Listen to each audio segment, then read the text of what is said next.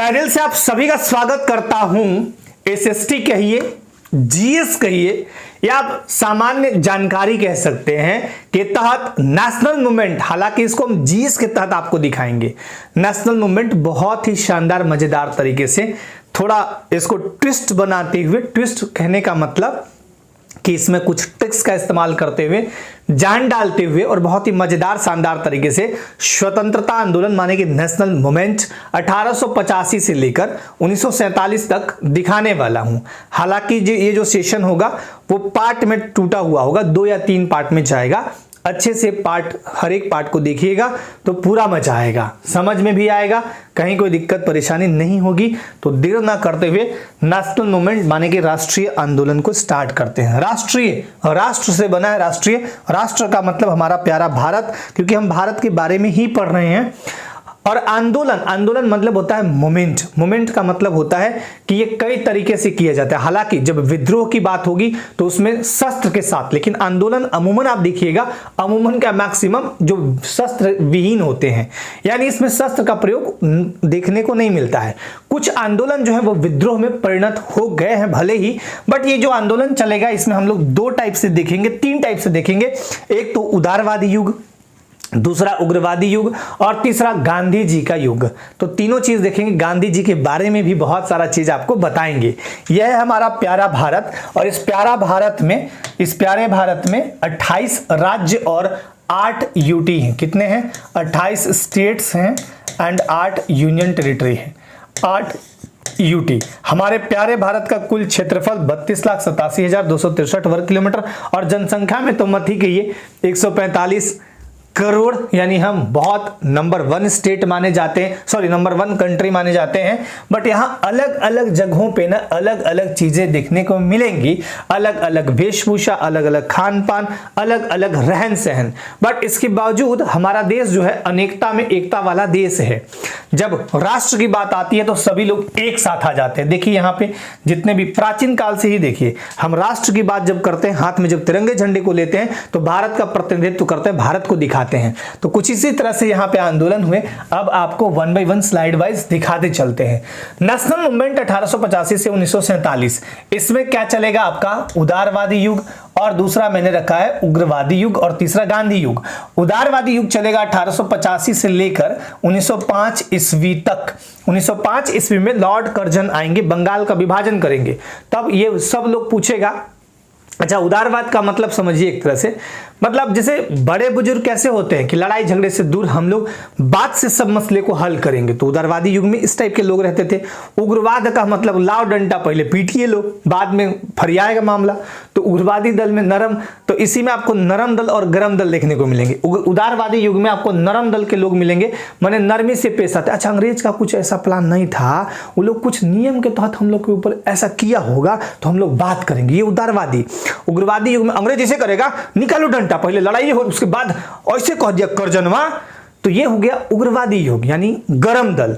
तो नरम दल में आप जब जाइएगा तो इसके एचओडी को जब दिखाएंगे, हेड ऑफ द डिपार्टमेंट, तो गोपाल कृष्ण गोखले मिलेंगे। कौन मिलेंगे? गोपाल कृष्ण गोखले, ठीक है, जी गोपाल कृष्ण गोखले इसके एचओडी माने कि हेड ऑफ द डिपार्टमेंट। और अगर हम उग्रवादी की बात करें तो इसके जो HOD head of the department है वो है आपके बाल गंगाधर तिलक, बाल गंगाधर तिलक। तो अभी आपको पूरा कहानी समझाएंगे। उग्रवादी युग आएगा 1905 से 1919 तक, और फिर गांधी जी आएंगे एकदम 1915 में। हालांकि वे दक्षिण अफ्रीका से भारत आते हैं और 15 के बाद 16 में घूमते हैं, 17 से अपना ये स्टार्ट करते हैं। बहुत सारा साबरमती का संत तूने कर दिया कमाल, खेड़ा सत्याग्रह हो, सबसे पहले तो चंपारण सत्याग्रह हो, खेड़ा सत्याग्रह हो, अहमदाबाद मिल मजदूर हड़ताल टुड़वाना हो, उसके बाद फिर असहयोग आंदोलन 1920, उसके बाद सविनय अवज्ञा आंदोलन, भारत छोड़ो आंदोलन, क्विट इंडिया मूवमेंट, फिर 1947 में देश आजाद होगा तो वहीं तक पढ़ना है। फिर गांधी जी की हत्या भी हो जाती है, तो गांधी युग वो।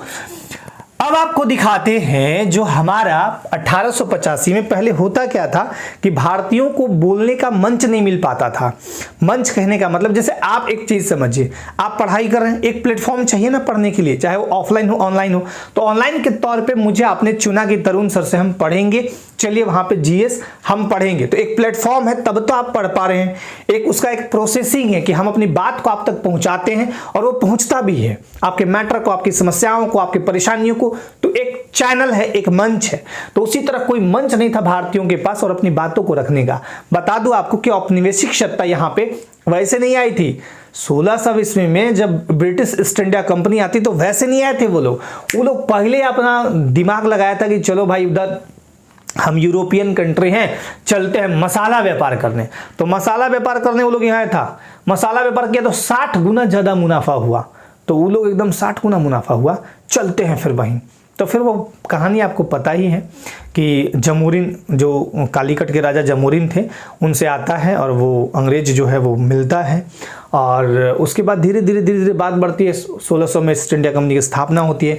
कंपनी का प्रथम उद्देश्य था मुनाफा कमाना, लेकिन बाद में जब लोग देखा अंग्रेजों बड़ी तेज था, देखा कि अरे यहाँ तो दो राजा आपसे में लड़ता है, एक दूसरे का शिकायत करता है। इन लोग लड़वाना शुरू कर दिया। जो ज्यादा फायदे वाला था उसका ज्यादा हेल्प करता और जो कम फायदे वाला था उसका कम हेल्प करता। अंग्रेज ये चतुर नीति लगाया था, फूट डालो और राज करो की नीति। अभी आप पढ़ेंगे 1909 मार्ले मिंटो सुधार अधिनियम हो, 1919 का मॉन्टेग्यू चेम्सफोर्ड सुधार अधिनियम हो, सब कुछ देखेंगे। तो ऐसे करने लगे। भारतीयों लोग परेशान भोले भाले होते थे। अब इनके साथ बहुत तरह का दिक्कत था। तो ये एक मंच था, भारतीय राष्ट्रीय कांग्रेस की स्थापना एक मंच था जिसके माध्यम से अपनी बातों को रखना था, एक राजनीतिक प्लेटफॉर्म था। तो इसके पहले जो स्थापना हुआ था, जिसे 28 दिसंबर 1885 भारतीय राष्ट्रीय कांग्रेस की स्थापना होती है। करने वाला कौन था? Allan Octavian Hume. इसके द्वारा बंबई के गोकुलदास तेजपाल संस्कृत कॉलेज में 12 बजे दोपहर को किया गया था। 72 कांग्रेस के प्रतिनिधि भाग लिए थे और भाग लिए व्योमेश चंद्र बनर्जी, WC बनर्जी को पहले अध्यक्ष के रूप में चुना गया। व्योमेश चंद्र बनर्जी, बहुत बार क्वेश्चन पूछा गया है। लेकिन जब भारतीय राष्ट्रीय कांग्रेस का स्थापना हुआ था उसके पहले इसका नाम क्या था? जब स्थापना हुआ था तो पूर्व में पहला नाम क्या था? INU, Indian national union, Indian national union, Indian national union, यानी भारतीय राष्ट्रीय संघ। ये किसका नाम था? भारतीय राष्ट्रीय कांग्रेस का। भारतीय राष्ट्रीय कांग्रेस का पहले नाम क्या था? भारतीय राष्ट्रीय संघ। भारतीय राष्ट्रीय संघ हम अगर करें इंडियन नेशनल कांग्रेस यानी INC, INC में सिर्फ आपको U और C में चेंज करना है। IN तो है ही, भारतीय राष्ट्रीय तो है ही, इंडियन नेशनल। अब यहां पे यूनियन था, यहां पे कांग्रेस कर दिए। पहले यूनियन था संघ, अब बाद में इसको कांग्रेस कर दिए। यहां तक कोई दिक्कत नहीं। 72 प्रतिनिधि कांग्रेस के भाग लिए थे बंबई के गोकुलदास तेजपाल संस्कृत विद्यालय में, सॉरी कॉलेज में, महाविद्यालय में 12 बजे। एलन ऑक्टेवियन ह्यूम, जिसको AO ह्यूम शॉर्ट में कहते हैं, उसने इसकी स्थापना करी थी। जो पहले अध्यक्ष चुने गए, हर साल एक अध्यक्ष चुना जाता था, तो पहला अध्यक्ष WC बनर्जी ये चुने गए थे, यानी व्योमेश चंद्र बनर्जी। यहां तक कोई दिक्कत नहीं। चलिए अब आइए देखिए, उदारवादी नेता में सबसे जो बड़े नेता थे, जो सबसे महान पुरोधा, जिनको पितामह कहा जाता था, वो थे दादा भाई नेरोजी। दादा भाई नेरोजी बहुत, इनको बोलते थे grand old man of India, grand वयोवृद्ध सेनानी। इन्होंने धन का बहिर्गमन सिद्धांत दिया था, धन का बहिर्गमन सिद्धांत। इनका पुस्तक पढ़िएगा ना, poverty and earn British rule in India. कहते हैं कि ब्रिटिशर्स ऐसे रूल किया है, यहां पॉवर्टी है, गरीबी है, यानी कहते हैं कि यहां किधर गया? पॉवर्टी एंड यानी गरीबी और un British rule in India. Britishers जो गलत तरीके से रूल कर रहे हैं उसका सबसे बड़ा नतीजा, सबसे बड़ा कारण पॉवर्टी माने कि गरीबी है। और पहले भारत में बहुत ज्यादा गरीबी था, अब ना ठीक हो गया। इसमें कौन कौन थे? तो गोपाल कृष्ण गोखले HOD थे। मैंने आपको अभी बताया ना कि गोपाल कृष्ण गोखले, भैया गोपाल कृष्ण गोखले HOD थे उदारवादी के। उग्रवादी के HOD कौन थे? बाल गंगाधर तिलक।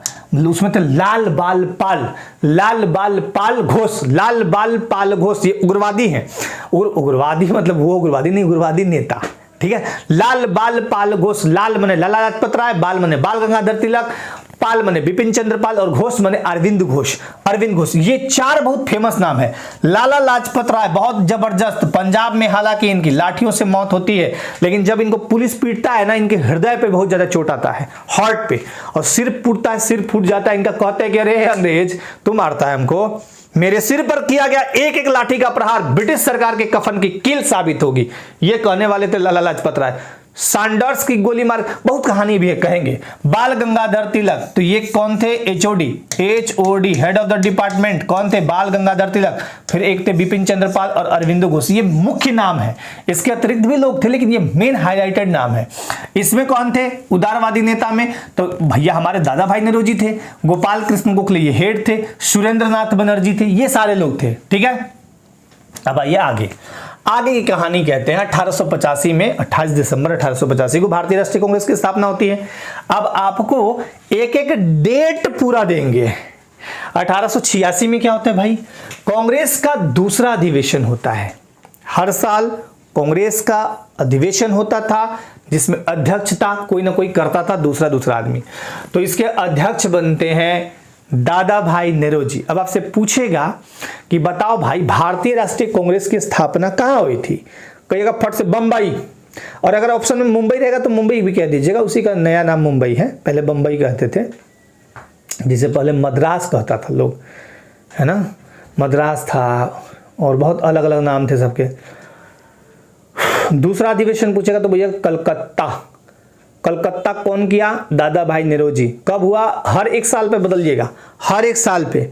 तो कहिएगा 1886 में कांग्रेस का दूसरा अधिवेशन हुआ था, दादा भाई नौरोजी अध्यक्षता किए थे।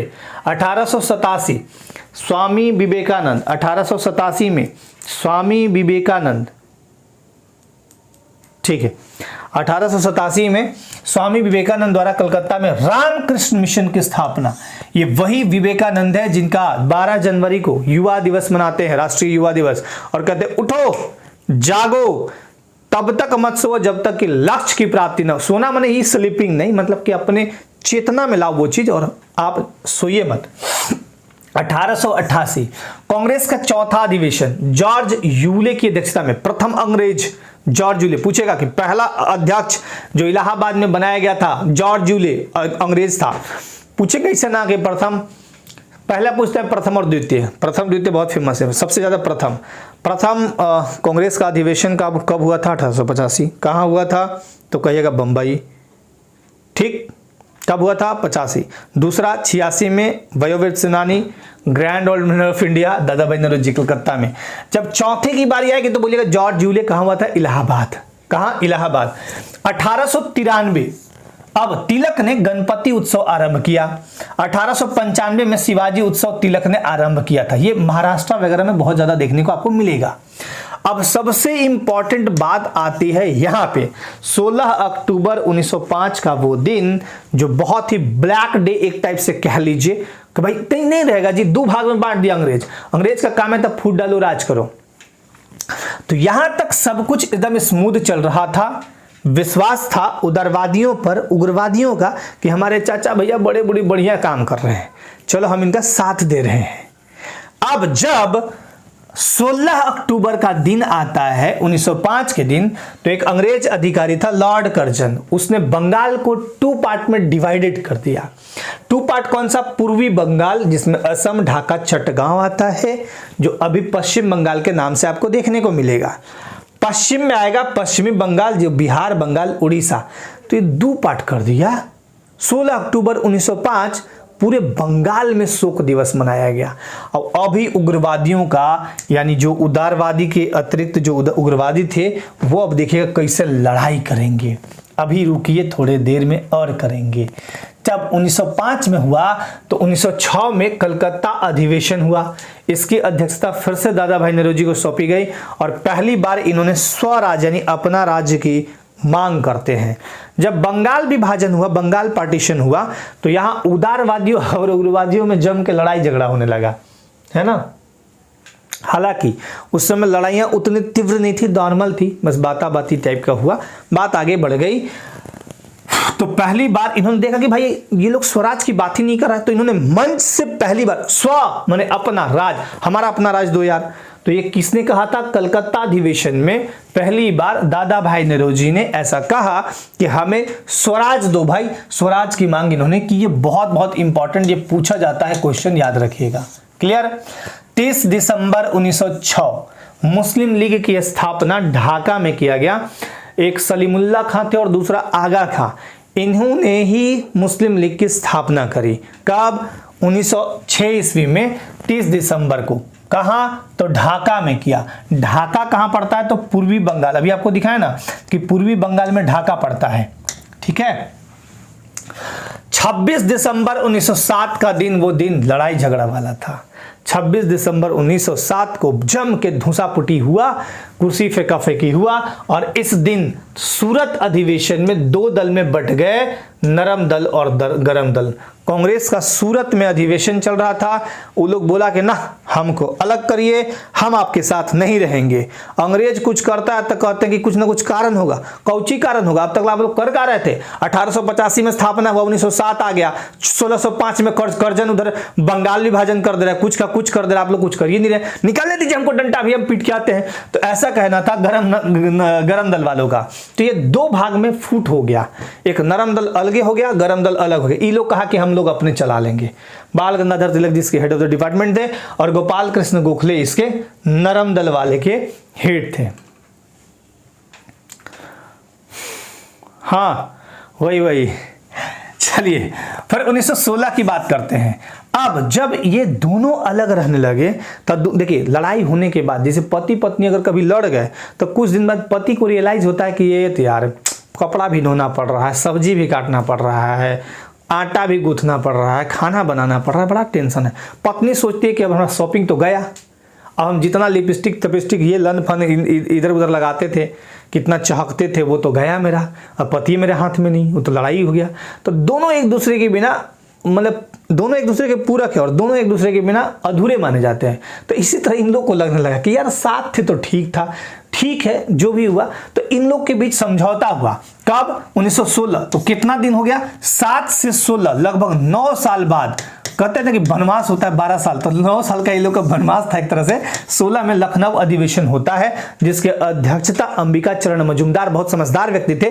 कहे कि भाई दोनों एक हो जाओ, बढ़िया है, एक साथ रहो, हम लोग को फूट तो डालिए दिया ऑलरेडी यार। देखो यार 16 अक्टूबर 1905 में ऑलरेडी करजन एक व्यक्ति आता है, दो भाग में कर दिया, तुम लोग आपसे में क्यों लड़ रहे हो यार, आ जाओ। तब मना होना के दोनों को एक कर दिए, दोनों एक हो भी गए। कब? लखनऊ अधिवेशन 1916।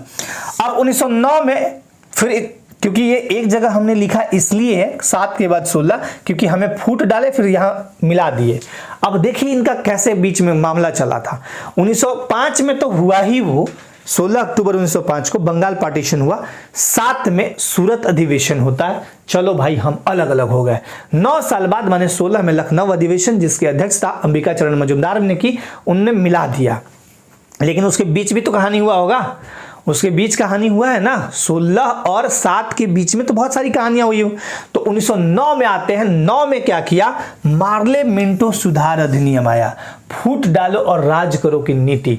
माने आए मार्ले मिंटो, दो व्यक्ति थे, दो अंग्रेज अधिकारी थे, एक मार्ले दूसरा मिंटो। ये लोग कहा ना कि फूट डालो, इनमें भारतीयों में जितना फूट डाल सकते हो लड़वा दो एक दूसरे को और राज करो हम लोग। खिसियाया ये लोग, है ना। अभी दिखाते हैं। और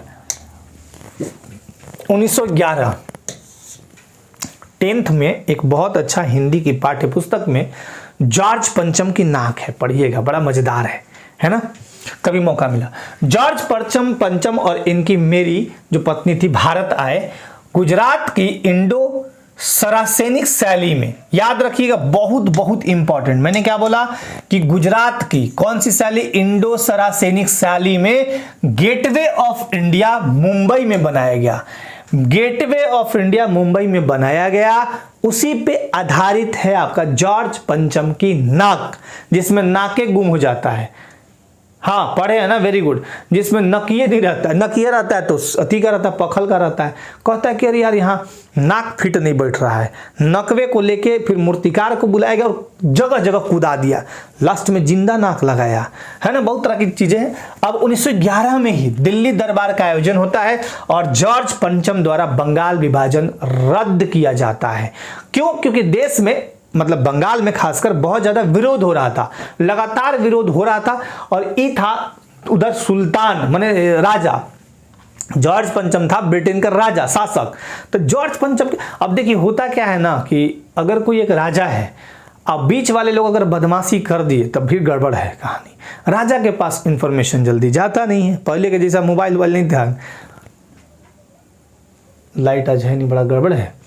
खैर पहले आज के जैसा मोबाइल का जमाना नहीं था, तो उसके पास सूचना पहुंचता ही नहीं था, पूरा मामला पहुंचता ही नहीं था और बीच वाला कुछ और करके निकल जाता था। जैसे देखिएगा जमींदारी प्रथा में यही होता था, ऊपर का आदमी कुछ कहा कि 10% टैक्स लेके हमको देना जी, किसान से डायरेक्ट जाके। अब बीच का जमींदार कहता कि वो 10 तो इसको पहुंचाना है, तो काम करते हैं ना 22 लेते हैं, 22 में कितना होगा तो करते करते 20 तो दे ही लेंगे। तो 20 लेता था, 10 अपने रखा और 10 उधर दिया, और ओकरों में से 10 में से जिसको दिया ऊपर वाले को, उसमें से 2% लिए लेगा।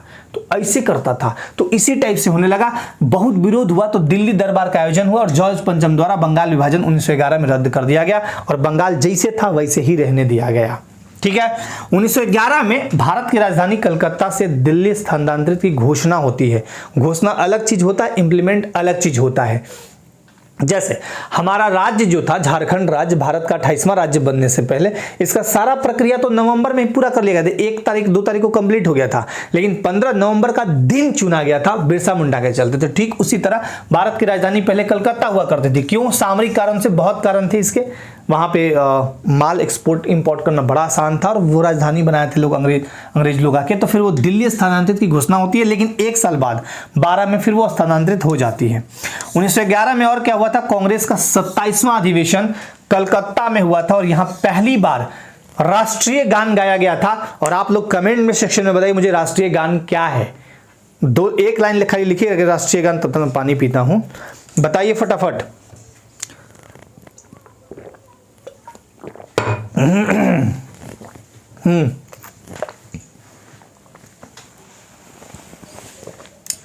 राष्ट्रीय गान अगर मैं पूछूं आपसे तो वो कौन सा है? राष्ट्रीय गान और राष्ट्रीय गीत, बहुत लोग नेता लोग ठीक से नहीं बता पाता है, आप लोग बता दीजिए। राष्ट्रीय गान एंड राष्ट्रीय गीत कौन सा है? बताइए। राष्ट्रीय गीत एंड गान, जन गण मन गान। देखिए कैसे एकदम सिंपल है, बहुत सिंपल है, दिमाग थोड़ा सा लगाइएगा, एकदम इजी है। देखिए राष्ट्रीय दोनों जगह कट दिए। अरे 2/2 होता है तो कट गया ना, तो राष्ट्रीय गा इसमें भी है, गा इसमें भी कट गया। यहाँ न बचा, यहाँ तो न में न आएगा। जन गण मन अधिनायक जय हे, तो न आएगा यहाँ, जरा देखिए लीजिए न इस न से इस न आया।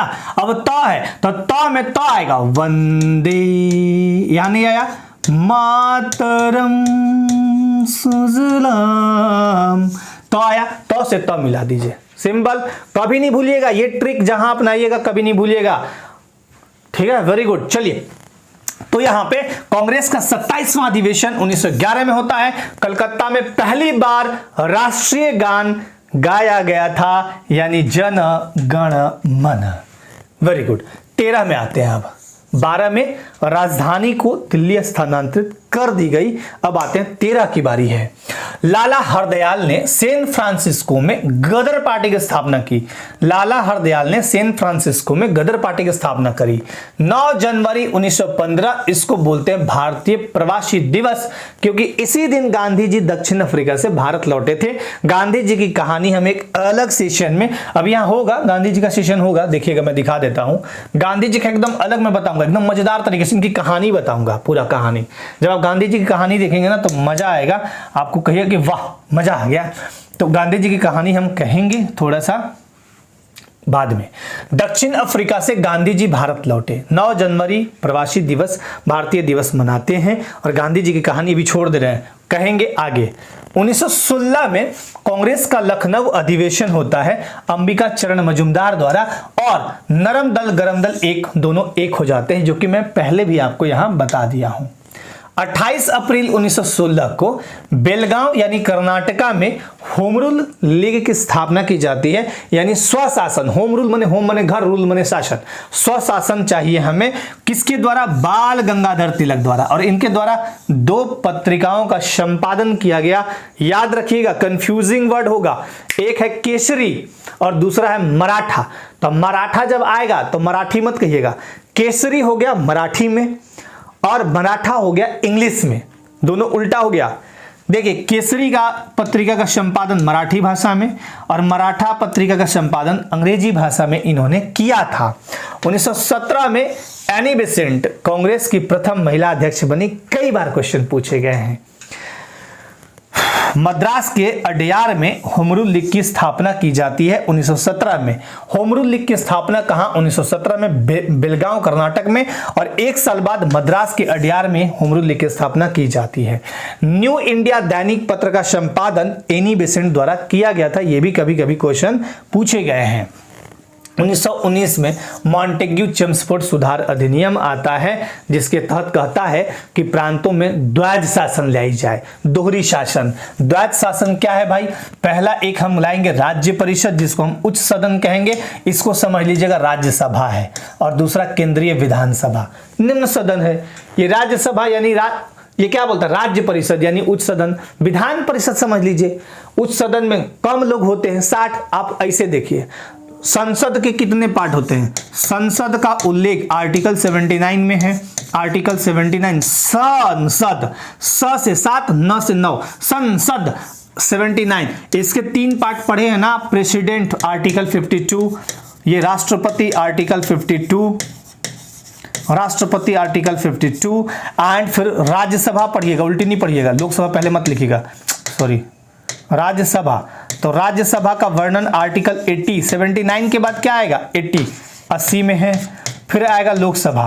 अब कहीं भी आप देखिएगा, जो विधानसभा हो चाहे लोकसभा, राज्यसभा में मेंबर कितने होते हैं? 250 अधिकतम हो सकते हैं। इसमें कितने हो सकते हैं अधिकतम? 552। हालांकि एंग्लो इंडियन हटा दिए तो 550 से ना बचा। अब तो ज्यादा किसमें है? इसमें है। विधान परिषद में कम सीट होता है, विधानसभा में ज्यादा होता है। तो विधान जो भी उच्च सदन होगा उसमें कम होगा, उच्च सदन। अब इसको कैसे याद रखिएगा? हवाई जहाज ऊंचाई पे उड़ता है, ट्रेन बहुत ज्यादा, ट्रेन देखिएगा, बस देखिएगा ऊंचाई पे, जिसे बस छोटा हो गया, ट्रेन बड़ा हो गया, हवाई जहाज उससे भी बड़ा हो गया, एकदम फट से पहुंचा देगा।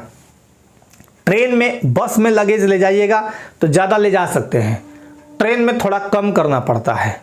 अगर आप बोगी उगी लिए हैं एसी उसी तो थोड़ा कम, लेकिन एरोप्लेन में एकदम सामान कम ले जाना होता है, क्योंकि आपको ऊंचाई पे उड़ना है। तो जैसे जैसे ऊंचा होइएगा वैसे वैसे कम होगा। तो उच्च सदन में कम यानी 60 सदस्य, केंद्रीय विधानसभा में 145 सदस्य। ये लाया गया किसके द्वारा? मॉन्टेग्यू चेम्सफोर्ड सुधार अधिनियम। सर्वप्रथम भारत को डोमिनियन यानी स्वतंत्र स्वशासन देने की बात। अरे बड़ी ठगता था ये, बहुत छोटा लोग था ये, ठगता था, खाली कहता था कि हम ये दे देंगे वो कर देंगे, अब अंदर अंदर जाके ओ मैन मुझे थोड़ा खैनी खिलाओ, तंबाकू पीता है मैं तो दे था मारा था। अरे ऐसा ऐसा बोलता, अंग्रेजी आधा समझ में नहीं आता। एक दिन बुढ़िया के दुकान पे गया, दूगो अंग्रेज गया। एगो बुढ़िया बेचारी थी, भारतीय थी, चाय बना रही थी। ये अंग्रेज कह रहे, ए बुढ़िया, हेलो बुढ़िया, इधर सुनो, तू कपटी। अब वो सुन ली तो कहेगी तू कपटी, अब लगी गरियाने, तू कपटी कहेगा तो मैं कपटी, तो बाप कपटी, तो पूरा खानदान कपटी, ऐसे कह के बुढ़िया खूब। तो वो बगल में कुछ इंडियंस थे, तो वो बोले अरे ये अंग्रेज है, ये कह रहा है कि 2 कप टी, 2 कप टी माने 2 कप चाय हम लोगों को दो। तब बुढ़िया कही बताओ तो ये लोग को गजब हाल है।